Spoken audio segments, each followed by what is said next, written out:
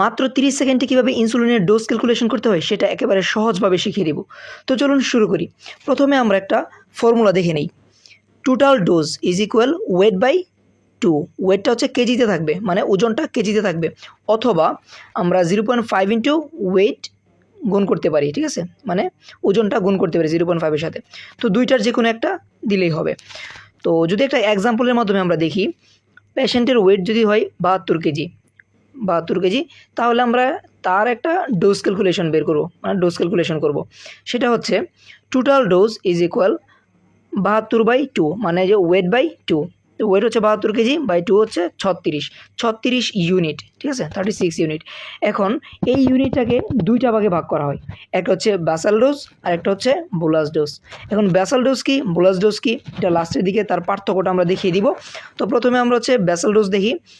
50% of total dose, এখানে যেই ডোজটা 36 unit তার 50% মানে 18 ইউনিট আমাদের এই ব্যাসাল ডোজে যাবে।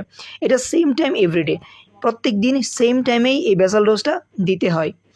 তারপরে বুলাস ডোজ। বুলাস ডোজ কি, 50% অফ টোটাল ডোজ, প্রত্যেক টোটাল ডোজের 50%। তো 50% কত, 18 ইউনিট, ঠিক আছে। তো 18 ইউনিটটা কীভাবে বুঝি আমরা, যেই সিরিঞ্জ থাকে ইনসুলিন দেওয়ার যে সিরিঞ্জ, ওই সিরিঞ্জ থেকে আমরা ইউনিটটা বের করি, ঠিক আছে। ওইখান থেকে আমরা প্রতিটা দাগ হচ্ছে এক একটা ইউনিট। তারপরে এটাকে ডিভাইড করতে হবে 3 দিয়ে। 3 দিয়ে কেন, এটা হচ্ছে দিনে 3 বার দিতে হয়। সাধারণত দিনে 3 বার দেই, মানে 3 বার আমরা খাওয়া দাওয়া করি।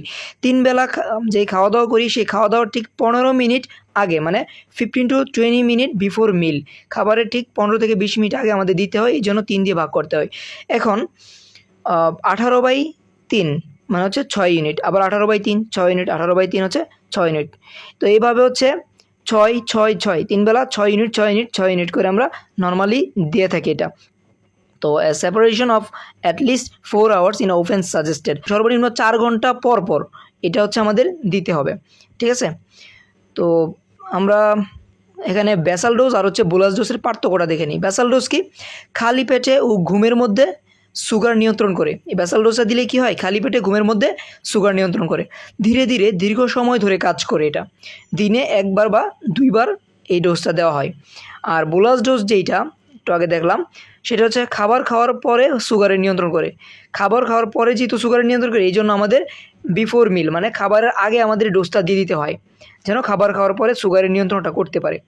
তো খুব দ্রুত কাজ শুরু করে এবং দ্রুত শেষ হয়ে যায় এটার কাজ। 4 ঘন্টা পর্যন্ত এটার কার্যকারিতা থাকে, পরবর্তীতে কাজ শেষ হয়ে যায়।